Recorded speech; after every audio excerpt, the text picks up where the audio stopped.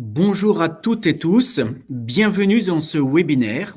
Nous allons démarrer dans quelques instants, le temps que l'ensemble des personnes rentrent dans la salle.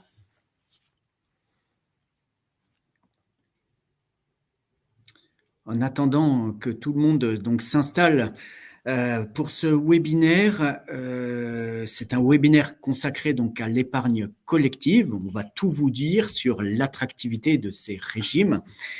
Et je suis accompagné de Claire Dupont, responsable de nos agences de Lille-Reims, qui sera la modératrice de ce webinaire. Donc, c'est elle qui va vous accompagner tout au long du webinaire et répondre dans le chat, puisque vous aurez l'occasion de nous poser toutes vos questions tout au long de ce webinaire, qui va durer donc 1 heure. Donc, bienvenue à toutes et tous, et nous allons démarrer dans quelques instants.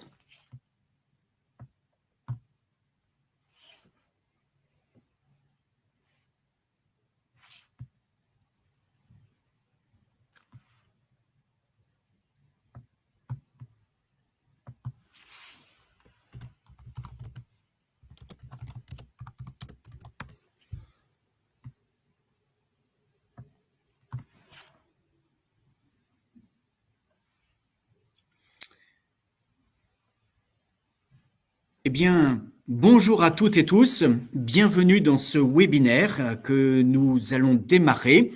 Attractivité des dispositifs, on vous dit tout. C'est cela qui nous réunit ce matin. Donc, bonjour, et je suis accompagné pour ce webinaire de Claire Dupont, donc responsable de nos agences de Lille et Reims, qui sera la modératrice de ce chat. Alors, sans transition, quelques éléments pour que le webinaire se passe bien, donc quelques règles avant de démarrer. D'abord, chez vous, les micros et vidéos doivent être désactivés. Vous avez le chat, vous pouvez poser vos questions tout au long du webinaire, mais surtout, vos micros et vidéos doivent être désactivés. Vos questions, vous pouvez les poser tout au long donc, du webinaire. Claire sera la modératrice, répondra à vos questions et nous consacrerons du temps après chacune des séquences que nous avons prévues pour répondre en live à vos questions. Et puis, bien évidemment, si la présentation projetée ne fonctionne pas, eh bien, vous pourrez y accéder via un lien intégré dans le chat. Et à la fin de ce webinaire, vous aurez à disposition le replay. Faisons d'abord connaissance. Pour animer ce webinaire, je suis accompagné de Mathieu, qui est formateur et expert en épargne retraite et épargne salariale. Camille Darmon, qui est la responsable des affaires sociales et rémunération du groupe Apicil. Et Eric Rosenthal, qui nous rejoindra un tout petit peu plus tard, qui est notre directeur général adjoint en charge de l'épargne et des services financiers. Un mot sur le groupe Apicil pour ceux qui ne nous connaissent pas. Nous sommes un groupe de protection sociale, donc nous sommes un assureur spécialisé en assurance de personnes et nous avons plusieurs métiers. L'assurance santé-prévoyance d'un côté, l'assurance retraite de l'autre, avec l'ensemble des étages de la retraite, puisque nous faisons de la retraite par répartition sous la tutelle des caisses Arco-Agirc. Nous faisons de l'épargne collective et c'est l'objectif de vous parler de l'opportunité, de l'attractivité des systèmes d'épargne collective. Et puis, nous faisons de l'épargne individuelle auprès donc des salariés et de toute personne qui souhaite placer leurs finances. Nous sommes un groupe à but non lucratif et nous avons quelques particularités. Ici, vous avez quelques chiffres. Nous sommes positionnés comme le 3e intervenant dans les groupes de protection sociale. Nous avons la caractéristique d'être interprofessionnel. Nous sommes un groupe à taille humaine, proche de l'ensemble de nos clients et surtout prospects, puisque nous sommes répartis sur l'ensemble du territoire français avec nos 2126 collaborateurs. Et en épargne actif géré, nous gérons un peu plus de 22 milliards d'euros. Nous sommes un groupe spécialistes de l'épargne retraite et à travers nos activités, dans nos structures, nous avons également une banque dédiée aux opérations de gestion financière et nous développons un réseau de gestion de patrimoine, donc de personnes qui peuvent vous recevoir individuellement, chefs d'entreprise, et qui peuvent vous accompagner donc dans l'ensemble de vos dispositifs d'optimisation fiscale, d'optimisation retraite à titre individuel, mais aussi éventuellement vous parler d'épargne collective le cas échéant. Voilà pour une présentation rapide. Peut-être un mot, Camille, pour dire bonjour, un mot, Mathieu, pour dire bonjour. Eh bien, bonjour à tous. Bonjour Pascal, merci pour cette présentation. Bonjour à toutes et à tous. Très heureux d'être avec vous aujourd'hui. Eh bien, donc, le webinaire va se répartir en 4 séquences. Nous allons d'abord démarrer par l'environnement réglementaire, quels impacts pour l'entreprise. En effet, la réglementation est importante, elle est riche. Et donc, il est important de faire un point sur l'ensemble des textes qui régissent l'épargne et l'épargne collective. Ensuite, nous ferons un zoom sur un dispositif qui nous semble attractif, mais qui n'est pas réellement connu, qui est le PEROB, le plan d'épargne retraite à caractère obligatoire. On va le développer en quelques slides. Nous aurons une troisième partie relative à la fiscalité. En effet, vous savez que beaucoup de décisions se font aussi à travers le prisme de la fiscalité. Et puis, nous aurons le témoignage dans la dernière partie de Camille et d'Éric Rosenthal, comment ils perçoivent l'épargne retraite en entreprise et puis d'apporter leur témoignage à travers leur vécu. Voilà donc comment nous allons répartir les séquences et sans transition, nous allons démarrer donc par la première partie qui est l'environnement réglementaire. Quel impact pour l'entreprise? Et donc, je laisse à Mathieu déjà nous rappeler pourquoi la nécessité d'une retraite supplémentaire. Merci Pascal. En effet, je pense que chacune d'entre nous, nous avons conscience des problématiques de baisse du revenu une fois que l'on se retrouve en situation de retraite. Vous avez un graphique à l'écran, j'ai envie de dire, qui se passerait presque de commentaires, Pascal. Il montre ce que l'on appelle le taux de remplacement. Le taux de remplacement, c'est un ratio simple où on va rapporter le montant de la pension de retraite, des pensions de retraite, rapporté au montant du dernier salaire professionnel. Et qu'est-ce qu'on constate? On constate que plus on va arriver à des niveaux de rémunération importants en fin de carrière, plus ce taux de remplacement sera dégradé. De facto, vous faites probablement le parallèle avec les populations cadres de vos entreprises, voire cadres dirigeants, et on va se retrouver avec une chute, une baisse du revenu quasiment de moitié. Donc face à ça, ça pose un enjeu au sein des entreprises, au niveau des fonctions rémunération RH, sur la possibilité qu'a l'entreprise d'accompagner les salariés en général et certaines catégories en particulier dans l'anticipation de cette chute drastique du revenu. Et ça pose un problème plus global, plus sociétal, de ce que l'on appelle la retraite supplémentaire, donc qui est un troisième étage au-delà du régime général de la retraite complémentaire, avec des solutions individuelles, nous y reviendrons, mais aussi des solutions au sein de l'entreprise pour pouvoir justement accompagner les salariés dans l'anticipation et la préparation et la correction, autant faire se peut, de cette chute drastique du revenu, d'autant plus douloureuse, Pascal, que le revenu est élevé. Ce que l'on voit à travers cette image, ces courbes assez impressionnantes, c'est qu'elles concernent la totalité des personnes en réalité, qu'on appartienne à une catégorie socio-professionnelle dite cadre ou non cadre. Et c'est d'autant plus marqué chez les cadres et les cadres dirigeants. Tout à fait. C'est pour cela qu'en entreprise, l'épargne retraite peut être divisée en deux catégories. En réalité, les entreprises ont à leur disposition plusieurs outils. Des outils que l'on peut mettre dans une case qui s'appelle l'épargne retraite. La vocation de l'épargne retraite, c'est d'aider le salarié à se constituer un capital en vue de la retraite. Retraite, on verra après les différentes possibilités de sortie.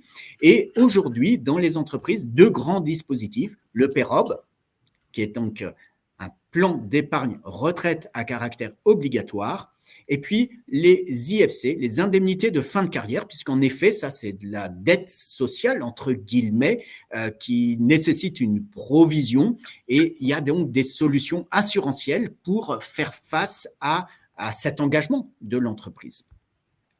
Et puis, il y a un deuxième volet qui est l'épargne salariale. L'épargne salariale a la même vocation d'aider le salarié à se constituer un capital en vue de la retraite, mais ce sont des dispositifs différents. D'abord parce qu'ils ne sont pas assis sur de l'assurance, ce sont dits plutôt des dispositifs bancaires. Pour autant, ils ont leurs spécificités et le point commun de l'épargne retraite et de l'épargne salariale, le point commun, c'est qu'il y a un souscripteur. Le souscripteur, c'est l'entreprise, c'est-à-dire vous. Vous qui, en fonction de la politique sociale que vous menez dans l'entreprise, en fonction des dispositifs que vous souhaitez optimiser, en fonction aussi de ce que vous souhaitez apporter dans un pacte de rémunération auprès de vos collaborateurs, eh bien, vous avez un outil ou un autre et peut-être une combinaison de l'ensemble de ces outils. L'épargne retraite et l'épargne salariale, je dirais qu'elles se conjuguent. Et donc, on va développer un zoom plus particulier sur le PEROB, mais on reviendra sur l'épargne salariale sous l'angle des dispositifs qui se complètent, et ça, nous le verrons à travers l'angle de la fiscalité. Alors, puisque j'ai dit cela, venons d'abord à regarder ce qu'a apporté la loi Pacte en 2019 et ce fameux plan d'épargne retraite. Mathieu, que peux-tu nous en dire ? Merci Pascal. Alors, le plan d'épargne retraite, ce qui est important de voir, c'est que c'est une famille. C'est une famille entre des solutions individuelles, le plan d'épargne retraite individuel que chacune peut souscrire auprès d'un assureur, et des solutions au sein de l'entreprise, le plan d'épargne retraite collectif et le plan d'épargne retraite obligatoire. Donc, vous voyez, ces trois enveloppes d'épargne, une individuelle et deux au sein de l'entreprise, sont construites de la même façon. Elles sont composées de trois compartiments. Ces compartiments, nous aurons l'occasion d'y revenir un petit peu plus tard dans le webinaire, ils vont être destinés à deux choses. Ils vont être destinés, vous le voyez sur la gauche de la diapositive, à recevoir les compléments de rémunération qui vont être définis dans le cadre de la politique RH. Donc, vous voyez que les dispositifs d'intéressement, de participation, d'abondement, de PPV, mais également pour le salarié qui aurait du CET ou des jours de congé non pris, ça alimentera un compartiment, le compartiment 2, en règle générale, d'un plan d'épargne retraite collectif. Et les cotisations obligatoires alimenteront le compartiment 3, en règle générale, d'un plan d'épargne retraite obligatoire. Mais ce qui est important de voir, Pascal, c'est que j'alimente un plan d'épargne retraite obligatoire ou que j'alimente un plan d'épargne retraite collectif, on va pouvoir bénéficier d'un mécanisme de transférabilité. C'est-à-dire que le salarié qui quitte l'entreprise pourra par la suite transférer son plan d'épargne retraite collectif ou obligatoire sur un plan d'épargne retraite individuel. La loi Pacte a apporté cette notion de transférabilité d'une seule enveloppe tout au long de la carrière et tout au long également de son parcours, que l'on soit salarié à un moment de sa vie active ou que l'on soit ensuite indépendant. Mais également, elle a apporté une innovation, vous le voyez plutôt sur la droite de la diapositive, de permettre à chacun, à chacune de pouvoir récupérer les anciens dispositifs, les dispositifs d'avant la loi Pacte, donc d'avant 2019, que ce soit de l'épargne retraite individuelle, que ce soit de l'épargne retraite au sein de l'entreprise, les fameux PERCO, ou que ce soit les anciens dispositifs d'épargne retraite obligatoire, les fameux articles 83. Donc en synthèse, retenons que ces plans d'épargne retraite, qu'ils soient individuels ou qu'ils soient collectifs ou obligatoires, ont la même composition, compartimentés, compartiment 1, compartiment 2, compartiment 3, que l'entreprise va alimenter certains de ces compartiments en fonction de la stratégie, mais surtout que le salarié, Pascal, pourra continuer à faire suivre son plan et à le transférer au gré de sa vie en entreprise ou s'il devient à un moment indépendant. Eh bien, merci beaucoup, Mathieu, pour cette explication relative au plan d'épargne retraite. Et regardons maintenant sur l'environnement de l'épargne salariale. Ici, dans cette slide, vous avez l'histoire de l'épargne salariale et les grandes étapes de l'épargne salariale que nous avons reconstituées. Alors, à chaque étape, il y a une raison précise, bien évidemment, qu'elle soit de nature politique, avec une vision réglementaire pour permettre d'organiser l'épargne des salariés. Je voudrais m'arrêter en fait à la colonne la plus à droite de la diapo, c'est-à-dire l'événement le plus récent, 2023, novembre 2023, un texte lié au partage de la valeur en entreprise qui vient en réalité créer une nouvelle obligation pour les PME. En fait, c'est une extension des dispositifs d'épargne salariale pour les entreprises de moins de 50 salariés. Donc, c'est un dispositif de 11 pour les entreprises de 11 à 49 salariés. Et ce dispositif, qu'est-ce qu'on dit? On dit que si l'entreprise a un bénéfice d'au moins 1% de son chiffre d'affaires consécutif pendant 3 ans, eh bien, il y a une obligation de pouvoir mettre en place la redistribution de la richesse dans une enveloppe qui sera le plan d'épargne entreprise ou le PERCOLI, à travers soit de la participation, soit de l'intéressement, soit la PPV, soit de l'abondement complémentaire. Et ça, c'est une évolution majeure. C'est-à-dire que ce que l'on voit depuis la mise en place de cette notion de l'épargne salariale, eh bien, c'est qu'on étend les obligations à presque toutes les tailles d'entreprise. Alors, c'est important puisque à ce texte de l'épargne salariale, qui vient complémenter le texte de la loi Pacte, qui était à destination de l'épargne retraite et de la simplification des mécanismes d'épargne retraite, vous avez une nouvelle loi qui est la loi Industrie verte. Elle porte ce nom-là, elle date également de 2023, elle a un certain nombre d'objectifs, cette loi, relatifs à l'environnement et au climat. Moi, ce que je souhaite juste dire, c'est qu'en fait, dans ce texte-là, il y a des articles qui est relatif à la mobilisation de l'épargne des Français vers des dispositifs d'épargne collective. Et ce qui est à droite, c'est dans le cadre de l'article fiscal dit 83 du Code général des impôts, il y a différentes mesures. Alors, en fait, dans le PEROB, qui dépend de cet article fiscal pour les entreprises, eh bien, qu'est-ce qu'on voit? On voit qu'on est dans la simplification des dispositifs de transférabilité, donc dans la continuité de ce qu'a dit Mathieu, mais surtout, on est dans la sécurisation des entreprises, sécurisation des salariés, puisque si une entreprise demande de transférer un système d'un assureur à un autre, ou si un salarié demande de transférer son plan collectif, son compte individuel vers un autre système, eh bien, par exemple, le délai de transfert est réduit avec un délai maximum de 6 mois. Donc, on voit que l'encadrement devient de plus en plus précis et que c'est en faveur de la sécurisation de l'entreprise et de ses salariés. Pour terminer cette première partie, on a donc dit ce qu'apportait la loi Pacte avec la création d'un système qui s'appelle le plan d'épargne retraite et qu'on va vers donc une simplification. On a évoqué brièvement l'épargne salariale et le fait d'avoir une extension à presque la totalité des entreprises, à part les toutes petites entreprises, d'une obligation de mise en place d'une épargne salariale au sein de sa structure dans le cadre de la redistribution de la richesse si l'entreprise est bénéficiaire. Et puis, on voit que la loi sur l'économie verte crée une sécurisation du parcours en mettant des garde-fous, entre guillemets, dans la gestion des systèmes, notamment par les assureurs.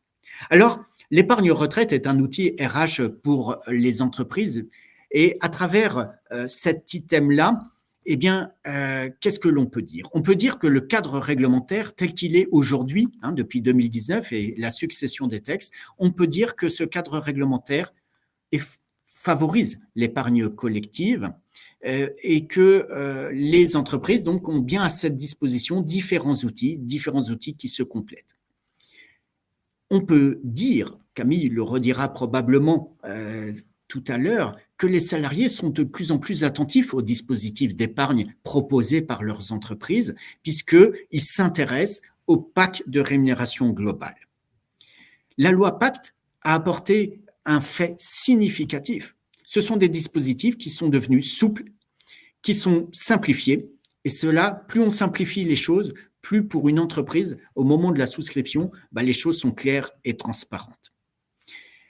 Bien évidemment, l'épargne retraite, ce sont des outils et ce sont donc des sujets possibles de discussion avec les organisations syndicales pour les entreprises qui ont des organisations syndicales, puisque toutes les entreprises, en fonction de leur taille, n'ont pas ces interlocuteurs-là.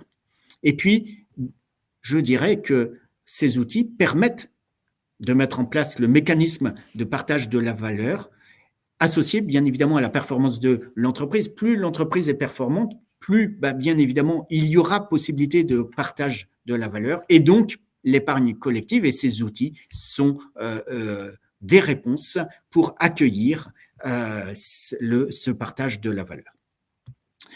Voilà ce que l'on peut dire pour cette première partie et je laisse les questions arriver si vous avez des questions, vous qui nous écoutez. Et donc là, je laisse Claire nous faire remonter éventuellement différentes questions que nous pourrions donc partager entre nous et pour lesquelles nous vous apporterons les réponses, si possible en live, en fonction de la nature des questions. Donc Claire, à toi de nous dire s'il y a des questions donc, qui nous remontent.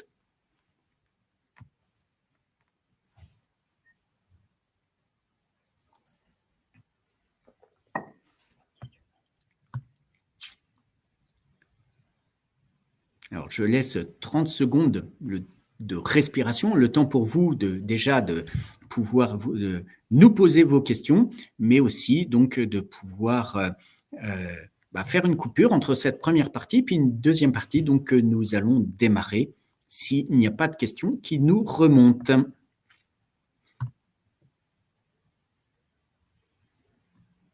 Peut-être les questions arriveront donc un tout petit peu plus tard. Cela veut dire que nous avons été clairs par rapport déjà à cet environnement des dispositifs d'épargne collective et que pour vous, il n'y a donc pas trop de sujets. Pour autant, pendant que je parle, une question vient d'arriver. Quelles sont les différences entre un PERIN et un PEROB? Alors, la question est intéressante. Et là, peut-être, Mathieu, je te laisse la parole.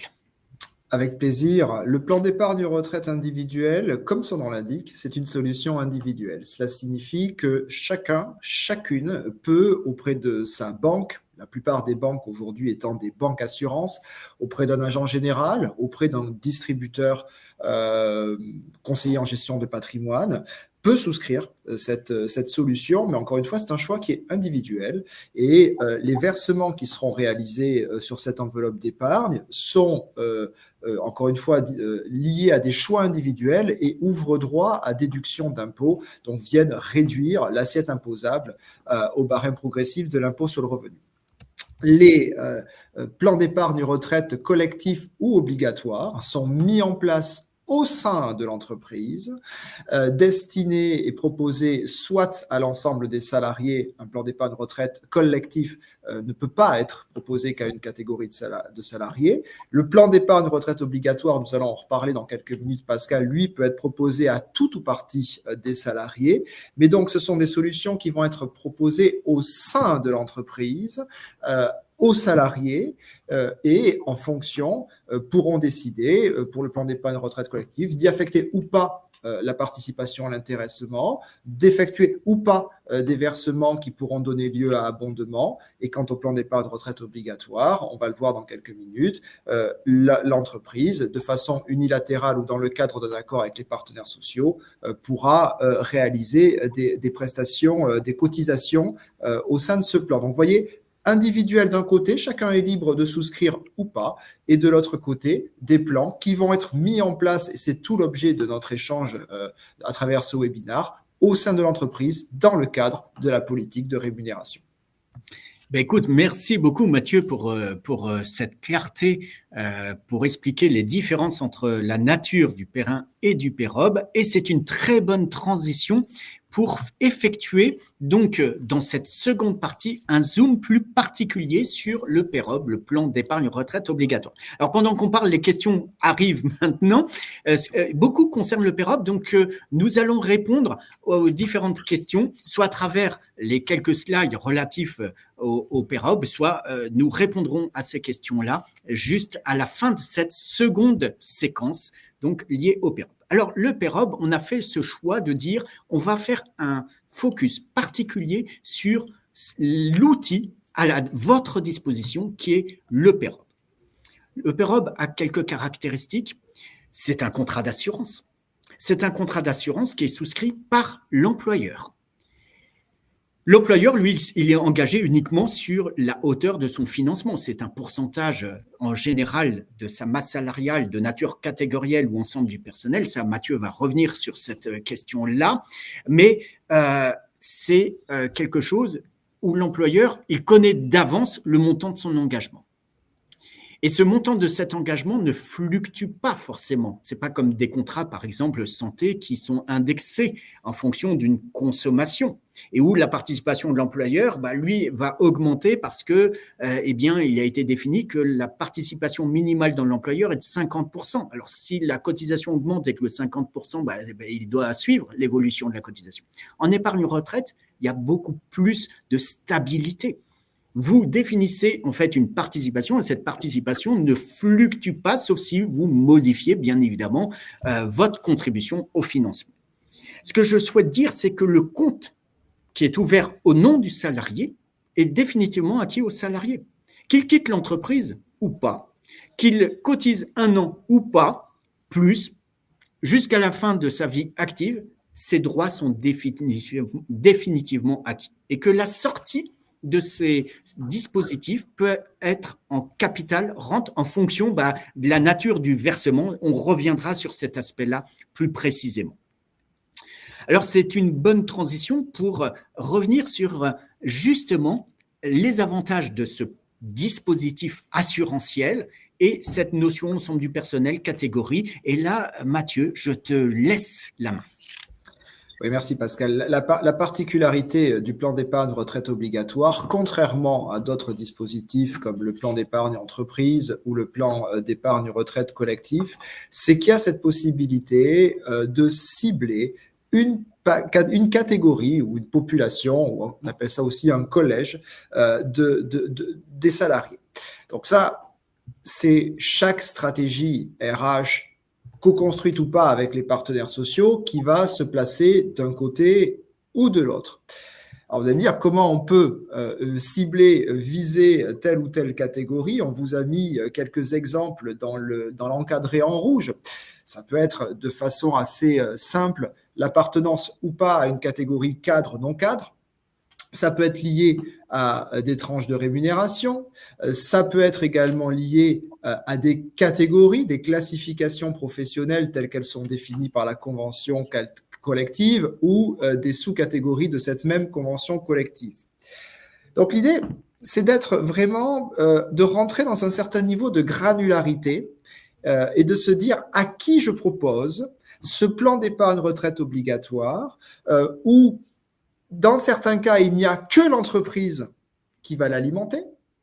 Dans certains cas, il y aura l'entreprise et les salariés obligatoirement, j'insiste, qui vont l'alimenter. Et l'idée, c'est de pouvoir construire une enveloppe qui va venir donc s'inclure dans le package de rémunération, qui va compléter la stratégie de marque employeur et qui pourra être une stratégie de fidélisation. Je prends un exemple extrêmement simple.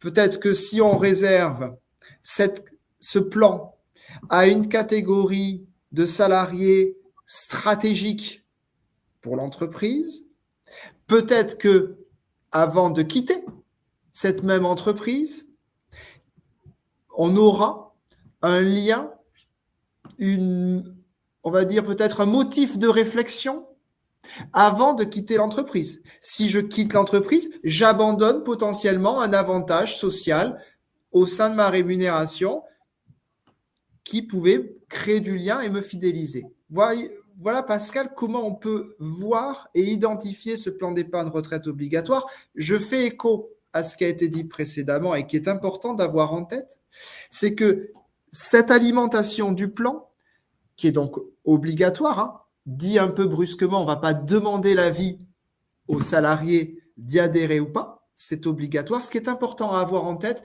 c'est que ces cotisations, le salarié les récupérera obligatoirement sous forme de rente viagère. Nous aurons l'occasion d'y revenir, mais la rente viagère, c'est bien aussi une solution de retraite supplémentaire, d'un revenu supplémentaire clé en main jusqu'à mon décès, mais qu'on peut également aménager avec des mécanismes d'annuité garantie, de rente majorée, minorée ou même de réversion. Donc quelque chose, Pascal, également de très personnalisable dans le cadre d'une stratégie de retraite supplémentaire.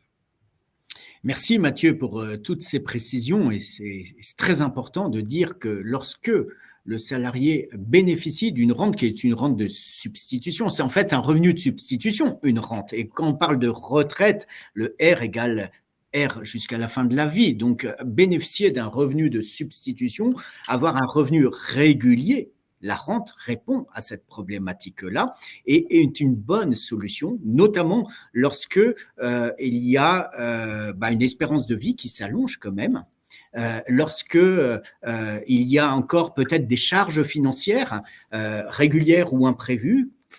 Bénéficier d'un revenu de substitution apporte une sécurité et une protection. Donc, merci vraiment pour ces explications, Mathieu. Et regardons ici une des caractéristiques de la loi Pacte, une des caractéristiques du PEROB, c'est qu'on voit qu'en fait, le plan d'épargne retraite pris sous la forme de l'enveloppe, ce schéma, il est un petit peu complexe. Vous avez là quelque chose, si on n'apporte pas des explications, c'est guère compréhensible et je vous le partage. Qu'est-ce qu'on peut retenir ? On peut retenir qu'en fait, quel que soit le dispositif d'entrée, que ce soit un plan individuel, le PERIN, puisque Mathieu l'a évoqué tout à l'heure, que ce soit un PEROB de nature catégorielle ou un PEROB de nature ensemble du personnel à caractère obligatoire, le salarié, quand il quitte l'entreprise, il peut transférer. Le salarié, il n'est pas toujours peut-être avec le statut salarié. Il était peut-être avant indépendant, auto-entrepreneur. Il avait peut-être ouvert un PER individuel. Il peut le transférer vers le PER collectif et l'inverse est tout à fait vrai.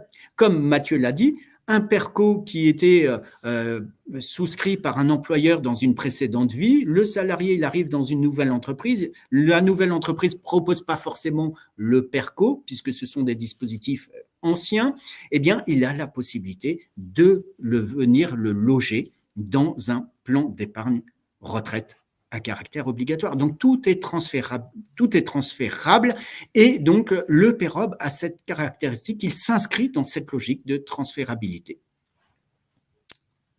Mathieu, puisqu'on a parlé de transférabilité, peut-être devons-nous, la rente, ça fait un petit peu peur. En règle générale, le français, il aime plutôt le capital. Alors, le législateur a prévu des situations. Peux-tu nous en parler ? Oui, je pense que c'est tout à l'heure, on faisait référence à la notion assurantielle. Ce plan d'épargne retraite, sa particularité est qu'il soit, Pascal, individuel, collectif, obligatoire, il est relativement figé, il est relativement bloqué pendant qu'on est actif. On va dire qu'on appelle souvent ça en gestion de patrimoine un produit tunnel. On rentre dans un tunnel et on sort du tunnel, en règle générale, au moment de l'âge de la retraite. Pour autant, il y a, et vous le voyez à l'écran, des cas de déblocage anticipé.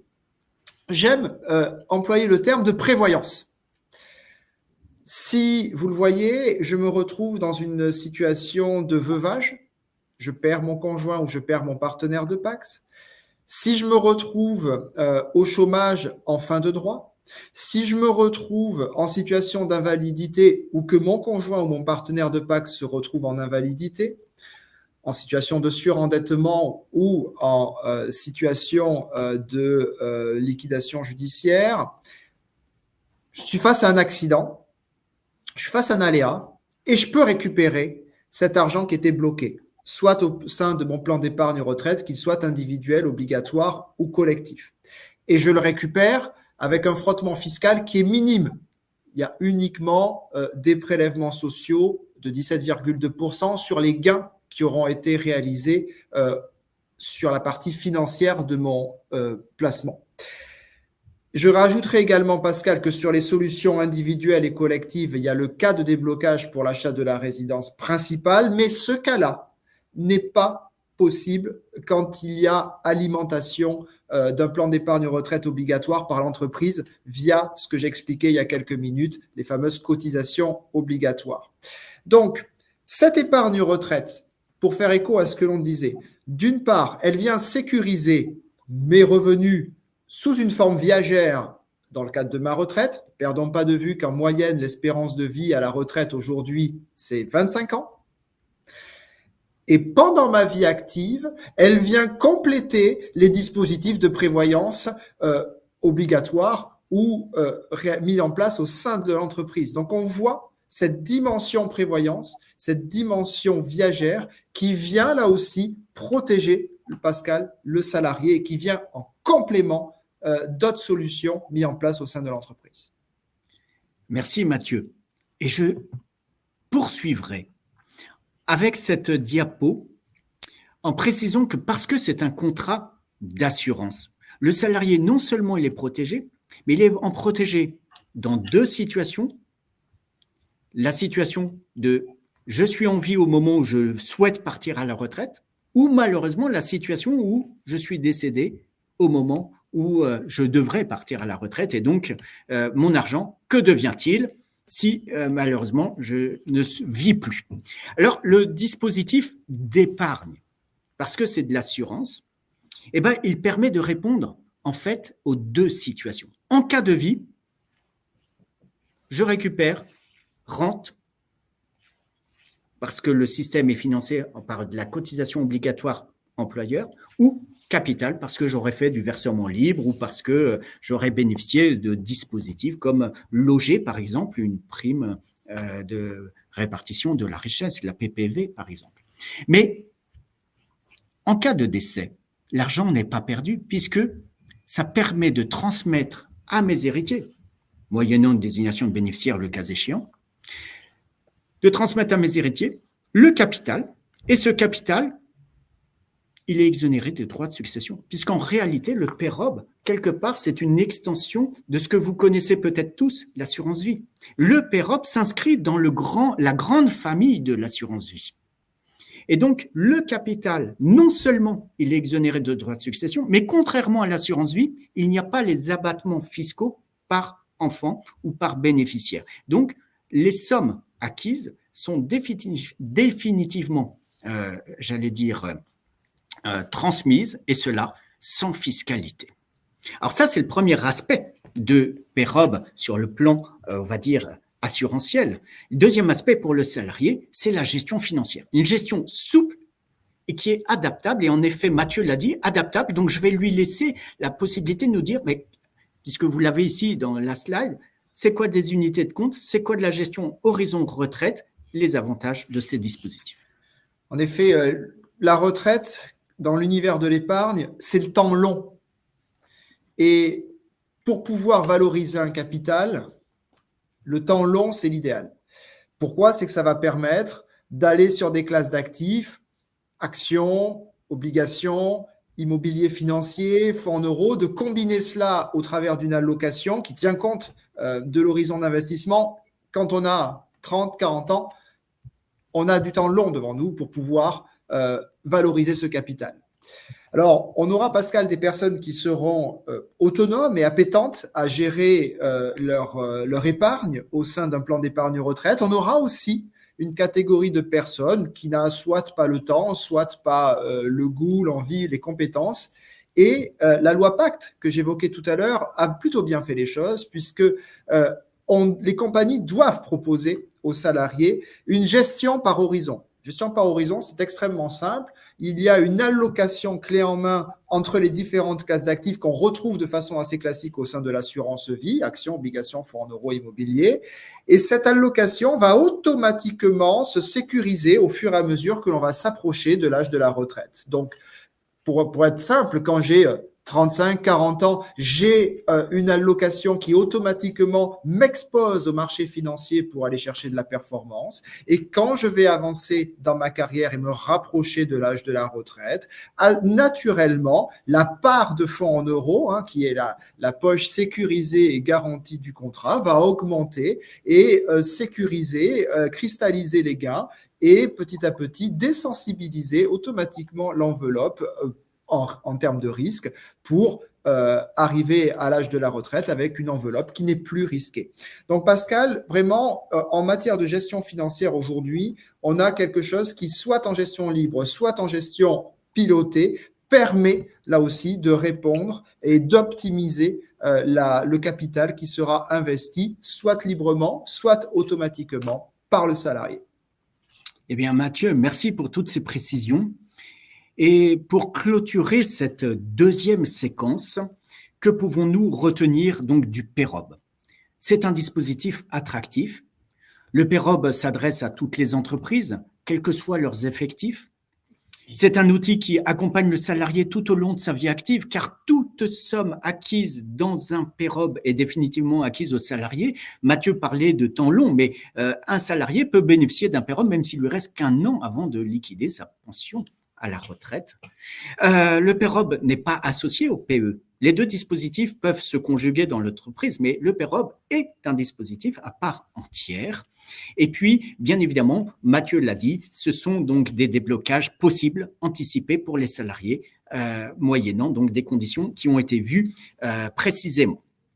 Alors, des questions sont arrivées pendant que nous faisions ce zoom sur le PEROB. J'en prends une parce qu'elle est importante et peut-être je vais laisser Camille y répondre si elle le souhaite. Camille, pour mettre en place un PEROB, est-ce que je peux déroger à mon obligation conventionnelle ou est-ce que l'obligation conventionnelle est vraiment le socle sur lequel je ne déroge pas? Alors, quand on parle d'obligation conventionnelle, j'imagine que la question porte sur la convention collective de branche. C'est ça. Voilà. Donc effectivement, ça fait partie des dispositions auxquelles une entreprise ne peut pas déroger, tout ce qui concerne la protection sociale. Donc effectivement, il y avait un certain nombre de conventions collectives de branche, un qui détermine le principe même de la mise en place d'un dispositif de retraite supplémentaire, donc PEROB obligatoire d'entreprise. Et très souvent, la convention collective de branche va aussi déterminer la part des cotisations. Donc, employeur, c'est certain, va déterminer s'il y a une cotisation salariée ou non. Eh bien, merci Camille. Et je vais enchaîner sur la troisième partie relative à la fiscalité. On a vu que les dispositifs d'épargne retraite sont des dispositifs souples à disposition d'une politique RH d'entreprise, une politique sociale d'entreprise. On a vu que à travers le Zoom PEROB, eh bien, ce sont des dispositifs qui ont pour objectif aussi de protéger le salarié. Mathieu a pris et utilisé le mot de prévoyance. Eh bien, regardons l'angle maintenant de la fiscalité comme un levier économique. Alors, le PEROB, c'est une niche fiscale et sociale. Ça fait partie de ces fameuses niches. Et le PEROB s'inscrit dans le cadre de l'article 83 du Code général des impôts. Ça veut dire contrat collectif à caractère obligatoire, de nature catégorielle, Mathieu l'a dit, possible, moyennant un taux de cotisation uniforme et avec une participation significative de l'employeur. Cela ne veut pas dire, contrairement à la santé, pour lequel la participation du financement est très précise, c'est 50% du montant de la cotisation. Ici, dans le PEROB, les choses ne sont pas aussi dites très clairement. Donc, sous-entendu, la participation effective de l'employeur n'est pas forcément une répartition 50-50. Elle peut être un petit peu plus, 60-40, surtout si vous êtes sur des systèmes de retraite par répartition où vous financez à 60% la part de la retraite obligatoire. Mais ça peut être, voilà, c'est à libre appréciation de l'entreprise. Ce que je souhaite dire dans le cadre juste de l'article 83 du Code général des impôts, c'est qu'il y a l'exonération des charges patronales et donc dans une politique fiscale et sociale qui s'inscrit dans une enveloppe. Et il y a des maximums, d'accord? Donc ça, nos équipes peuvent vous accompagner pour cela, puisque dans ce webinaire, on ne peut pas tout transcrire. Mais je souhaite également dire que le forfait social, en fait, il est à 16% ou 20%. Nous, on écrit 16%, d'accord? Pourquoi? Parce qu'en fait, les dispositions du PEROB permettent de bénéficier d'un forfait social minoré. Nos équipes, là aussi, pourront vous développer pourquoi nous prenons ce parti pris. Bien évidemment, si les dispositions du forfait social ne sont pas respectées, alors c'est le forfait social de 20% qui s'applique. Et puis, le salarié, lui, il est exonéré de la contribution, enfin, à l'impôt sur le revenu, de la contribution du financement employeur. Ça, ce sont les caractéristiques de l'article 83. Un mot sur la prime de partage de la valeur, je vais faire simple, c'est un zoom que pour les entreprises de moins de 50 salariés, parce qu'il y a d'autres dispositions pour les entreprises de plus de 50 salariés. Nous avons souhaité là zoomer que pour les moins de 50 salariés en disant juste que c'est un régime temporaire qui est maintenant mis en place, donc valable que jusqu'au 31 décembre 2026. C'est un petit peu compliqué puisqu'il y a deux seuils et qu'au regard ursafien des choses, eh bien, la prime de partage de la valeur est exonérée de cotisations et contributions sociales, limitée à 3 000 € ou limitée à 6 000 € s'il y a un dispositif de réceptacle de cette prime de partage de la valeur à travers donc un système d'intéressement ou de participation. Cela veut dire on entraîne donc la mise en place d'un plan d'épargne entreprise ou d'un PERCOLI ou des deux. Donc, je précise bien, l'intéressement ne peut se mettre en place ou la participation ne peut se mettre en place que si vous offrez à votre salarié une enveloppe qui entoure ce dispositif-là, l'enveloppe s'appelant le plan d'épargne entreprise ou le plan d'épargne retraite d'entreprise. Et puis, du coup, il y a des conditions d'exonération, bien évidemment, pour cette prime de partage à la valeur. Ça, c'est la vue PEROB et PPV, la PPV pouvant se loger dans un PEROB. Et puis, on a souhaité, avec Mathieu, Camille et Eric qui va nous rejoindre, vous redonner une vue globale des dispositifs d'épargne complémentaire. Alors, Mathieu, je te laisse nous retracer, en fait, comment se conjuguent tous ces dispositifs sur le plan de la fiscalité pour l'entreprise. En effet, Pascal, on a essayé, dans un souci de simplification, puisqu'on l'a évoqué, c'est pas forcément quelque chose de très simple, de se mettre dans une vision employeur et de regarder aujourd'hui tout ce qui peut être proposé en matière de solutions d'épargne retraite supplémentaire à un salarié. Donc, vous retrouvez des éléments dont on a parlé dans ce webinaire.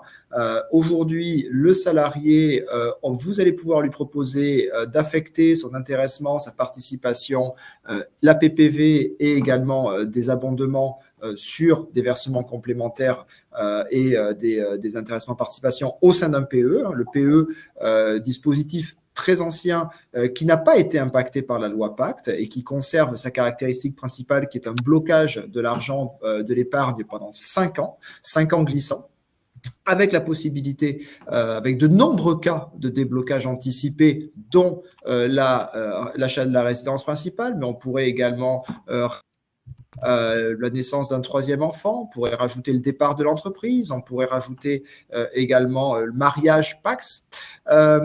On complète ce dispositif, donc vous le voyez à droite, avec le plan d'épargne retraite collectif et obligatoire. Le plan d'épargne retraite collectif, nous en avons parlé, va souvent de pair avec le plan d'épargne entreprise. Il constitue une enveloppe réceptacle pour l'intéressement, la participation et également la PPV. À la différence du plan d'épargne entreprise, là, l'argent est bloqué jusqu'à la retraite. On peut récupérer son argent à la retraite en capital ou en rente. Et les cas de déblocage anticipé sont un petit peu plus restreints que sur le plan d'épargne entreprise. On va rentrer dans l'univers du PER, donc on va retrouver les accidents de la vie que j'ai évoqués tout à l'heure dans le webinaire, mais également l'achat de la résidence principale. Quant au plan d'épargne retraite obligatoire, alimenté, si vous nous avez suivis, par ces fameuses cotisations obligatoires, ça reste une épargne bloquée là aussi jusqu'à la retraite, avec les cas de déblocage anticipé, accident de la vie, mais pas l'achat de la résidence principale, et avec une sortie en rente, comme nous avons pu, Pascal, l'évoquer tout à l'heure. Donc cette diapositive, en tout cas, on a cherché à avoir un peu, comme au restaurant, le menu des plats principaux qu'on peut proposer. Et on se rend compte quand même, Pascal, et ce serait peut-être la conclusion de cette diapo-là, c'est qu'aujourd'hui, on a vraiment une vraie complémentarité entre ces trois dispositifs. Alors, c'est tout à fait vrai. Et regardons alors, puisque tu parles de menu, le menu est copieux pour l'entreprise, mais c'est autant d'outils. Regardons l'angle de la fiscalité sous l'angle de la vue salariée. Et oui, c'est important aussi d'anticiper la vision que va avoir le salarié. Et forcément, celui-ci n'est pas insensible au frottement fiscal quand il va vouloir, à juste titre, récupérer son argent. Sur le plan d'épargne entreprise, on voit que le capital n'est pas taxé. Donc pour lui, c'est très avantageux dans le sens où il a un complément de rémunération qui n'est pas assujetti à la tranche marginale d'imposition quand il est versé et affecté au PE. Et quand il le récupère, pareil, il ne repasse pas à la case impôt sur le revenu. Il n'y a que le prélèvement forfaitaire unique de façon assez classique qui s'appliquera sur les gains réalisés. Donc, c'est extrêmement attractif et avantageux avec de nombreux cas de déblocage anticipé. Le plan d'épargne retraite collective, quant à lui, là aussi, sur la participation, l'intéressement, les abondements, tout cela ne sera pas taxé quand le salarié le récupérera au moment de son départ à la retraite. Là aussi, on n'aura que les prélèvements forfaitaires uniques sur les gains. Et si le salarié demandait une sortie en rente, ce qui est assez rare dans le sens où on a quand même, le français reste attaché à la sortie en capital quand il le peut, on sera sous le régime des rentes viagères à titre onéreux. Quant au plan d'épargne retraite obligatoire, sur lequel, Pascal, on a voulu prendre le temps de s'attarder dans le cadre de ce webinaire, on voit là que la sortie en capital n'est pas possible. On est donc sur de la sortie en rente exclusivement et on est sous un régime qui est le régime des rentes viagères, dit à titre gratuit.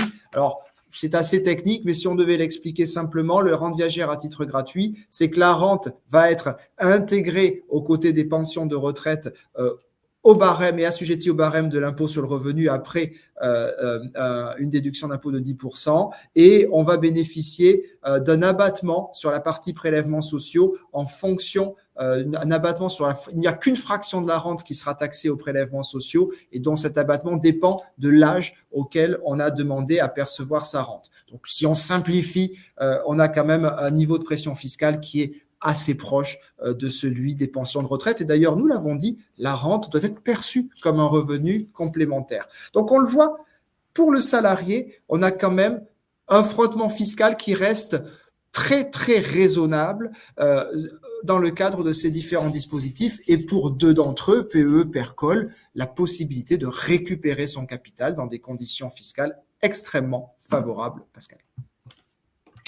Merci beaucoup pour ces précisions. Alors, la fiscalité, on pourrait faire toujours couler beaucoup d'encre et on pourrait avoir dans le menu un plat de consistance qui soit la fiscalité en tant que telle. Ce que nous souhaitons, c'est de simplifier les choses en disant que pour vous, employeurs, la fiscalité, c'est d'abord et avant tout un levier économique. Le levier économique, sous l'angle de l'entreprise, des charges allégées, puisque déductibles pour l'entreprise, dans ce fameux article 83 du Code général des impôts, ou en épargne salariale, déductible en titre des charges sur salaire et rémunération périphérique. On voit que le forfait social, c'est quelque chose qui donc peut être aménageable en fonction soit de la taille de l'entreprise, soit du dispositif et de la caractéristique du dispositif. Donc, c'est des choses assez complexes, mais là encore, on est à votre disposition pour mieux vous accompagner, le cas échéant, post-webinaire. Et surtout, en fait, la fiscalité, en fait, permet de doper le rendement du placement, tant pour le salarié que pour le rendement global, puisque toute cette économie-là, en fait, va directement dans la poche, entre guillemets, du salarié. La fiscalité, elle est aussi avantageuse tant pour l'employeur que pour le salarié. Alors, on a une question, puisqu'on a pris un tout petit peu de retard avant que je laisse la parole à mes autres intervenants pour clôturer la 4e partie du webinaire avec donc Camille et Eric qui nous a rejoints. Une seule question, c'est pensez-vous que la fiscalité, dans le cadre des débats budgétaires actuels, pensez-vous que la fiscalité de ces dispositifs d'épargne retraite peuvent être revus? Alors, on en a débattu ce matin avec Camille. Camille, souhaites-tu répondre?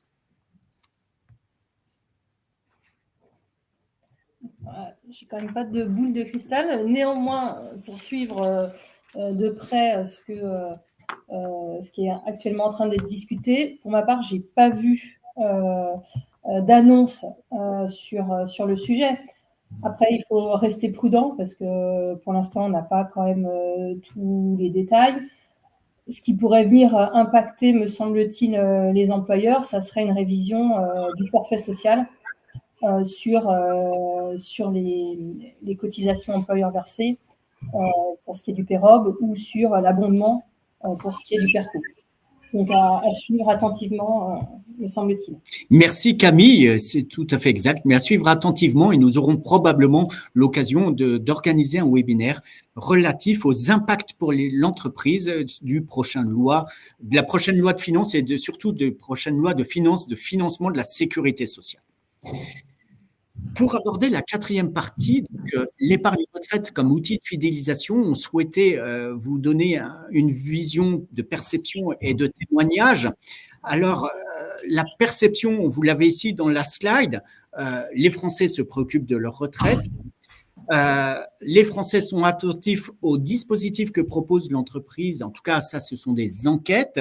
Et puis, les salariés aiment bien quand même les avantages fiscaux, enfin, dès qu'on parle un petit peu de fiscalité. Alors, je souhaite laisser la parole à Camille qui va vous donner en fait un témoignage à travers l'expérience qu'elle a de la politique sociale de l'entreprise Apicil.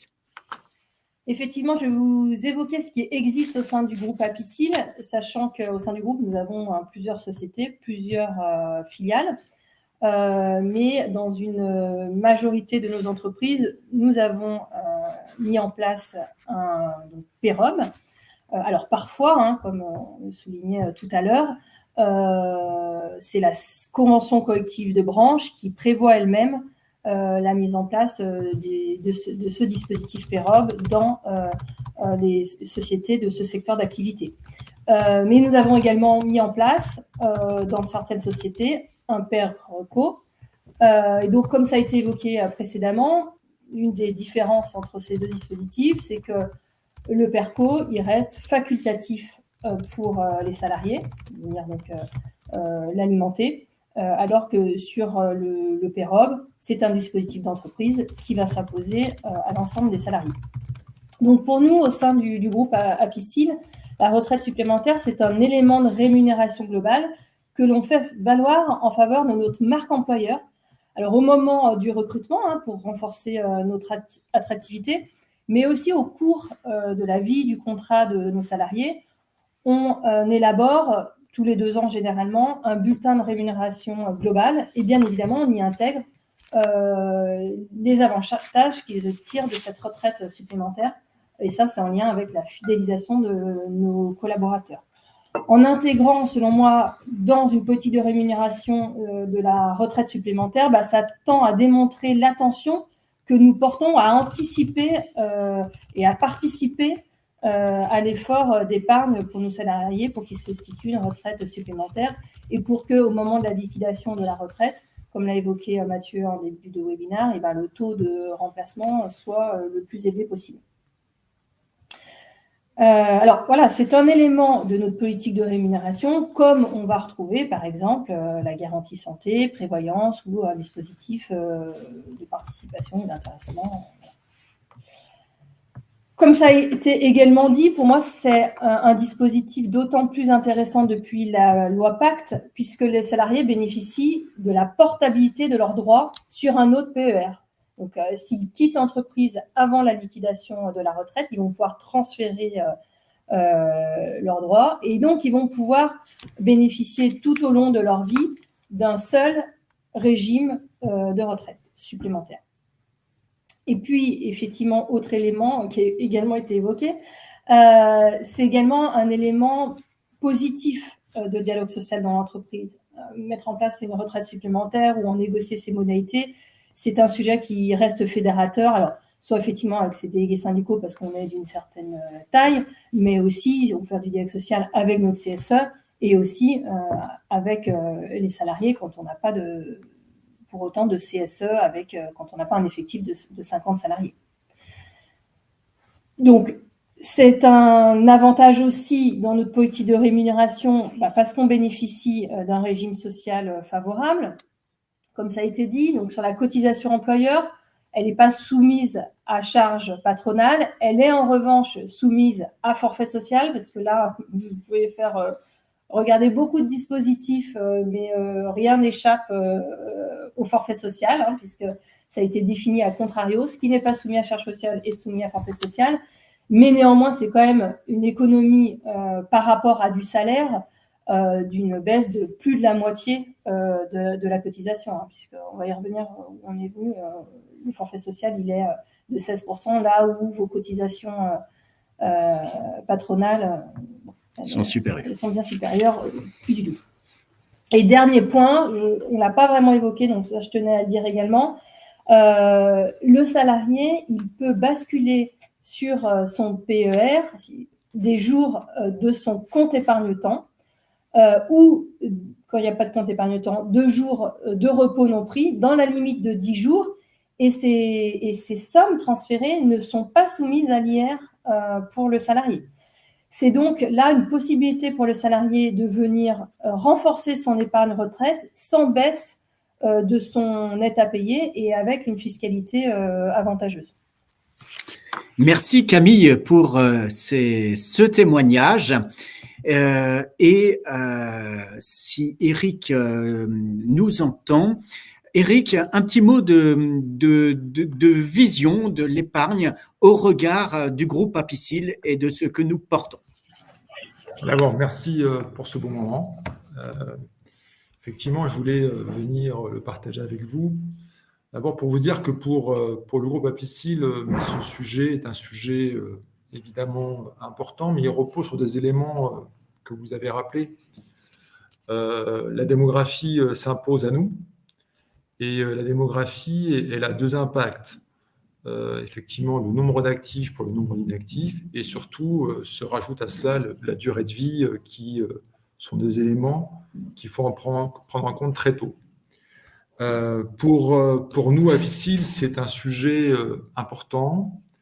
Ça fait partie de notre mission, puisque nous sommes un groupe de protection sociale, et à ce titre, accompagner toute la vie fait partie de notre mission. Et la durée de vie et la démographie, plus le sujet de la dépendance, montrent bien combien il est important d'y penser, de le préparer sur des durées assez significatives.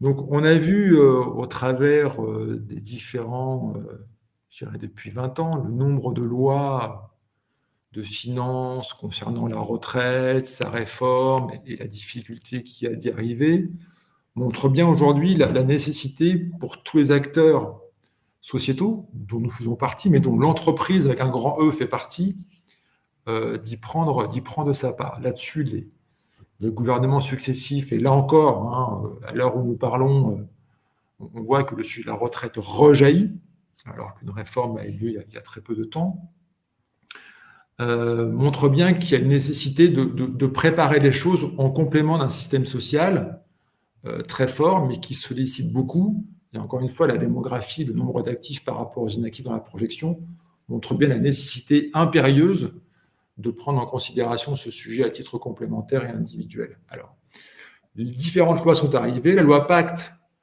la dernière, je dirais, en date, qui vient, je pense, mieux éclairer les différents dispositifs, apporter un peu de simplification, parce que notre système si riche et si protecteur est quand même complexe, selon les catégories sociales, selon le statut que nous avons.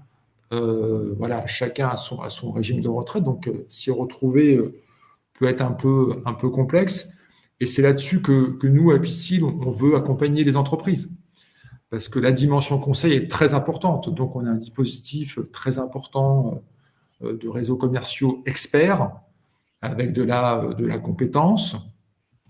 Et la question, c'est, au-delà de ce que nous proposons, c'est comment voulons-nous le faire ? On souhaite le faire aujourd'hui de façon responsable. Et ça, c'est très important. C'est pas seulement d'apporter des solutions produits, mais c'est aussi de le faire avec la dimension vertueuse et responsable qu'il a. C'est pour ça qu'on a créé des offres, telles que l'ont présenté Mathieu et Pascal, qui se veulent non seulement accessible à toutes et tous, mais aussi l'argent qui sera investi dans ces différentes enveloppes le sera aussi. C'est-à-dire qu'on a, nous, une société de gestion qui s'appelle la Piscil Asset Management et qui propose toute une gamme ISR responsable, voilà, qui se veut effectivement contribuer au bien-être et aux grandes tendances qui sont les nôtres, le changement climatique, l'accompagnement, la santé, voilà, toutes ces thématiques-là sont vraiment privilégiées. Et donc, avec ces solutions, non seulement on va accompagner les entreprises pour, comme l'a dit Camille, fidéliser, prendre sa part pour financer le complément de retraite nécessaire, mais également de le faire d'une façon qui nous ressemble, une façon responsable et qui a un impact sur la société. Donc voilà, le groupe Apistil aujourd'hui a des ambitions. On veut vraiment aller plus loin et plus fort dans cet accompagnement. Je me rappelle que nous sommes un délégataire Agir Carco, donc nous avons quand même, culturellement, le groupe a été fondé sur cette culture de la gestion de la retraite des Françaises et des Français. Et c'est dans cette dynamique que nous voulons continuer. Et donc, évidemment, nos équipes, à travers Pascal et les autres, seront à vos côtés, à vos dispositions pour vous accompagner, mais plus que vous accompagner, vous suivre. Parce que les solutions que nous proposons, elles sont souvent télescopées par différentes lois de finances ou autres. Et donc, de savoir toujours aménager un dispositif dans le temps nous paraît essentiel. Donc voilà, n'hésitez pas, si besoin était d'aller plus loin, nos équipes sont là à votre disposition. Merci beaucoup, Eric, pour cette prise de parole. Donc, Eric est notre directeur général adjoint en charge des activités épargne et services financiers dans le groupe. Donc, merci beaucoup. Merci aussi, Camille, de nous avoir apporté le témoignage d'une responsable des affaires sociales et juridiques, tout ce qui est lié à la rémunération, en fait, des salariés dans le groupe Apiscil.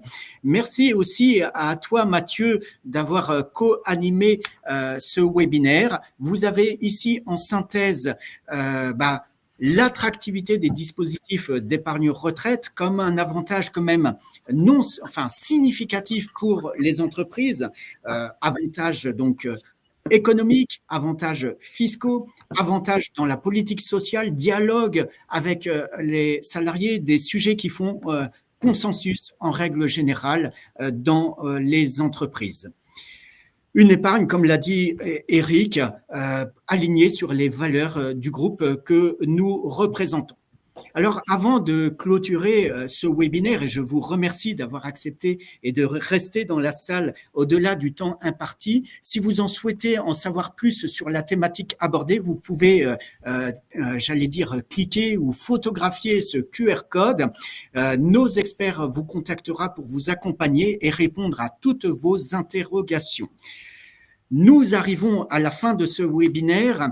Probablement, nous n'avons pas répondu à toutes les questions, nous n'avons pas répondu à toutes les problématiques ou à tout le sujet sous lequel vous auriez peut-être souhaité que l'on aborde les choses. Eh bien, tout d'abord, je vous remercie d'avoir suivi ce webinaire. Et comme l'a évoqué Eric, nos équipes commerciales sont à votre disposition pour poursuivre les échanges et compléter cette présentation. Je remercie également Claire d'avoir effectué la modération de ce webinaire et d'avoir animé le chat. Et quant à moi et l'ensemble des personnes qui m'ont accompagné dans la co-animation de ce webinaire, je vous souhaite une bonne journée et une très bonne fin de semaine. Et je vous dis à très vite, probablement sous l'angle de l'analyse de la prochaine loi de finances de la sécurité sociale. Je vous remercie et à très vite. À bientôt.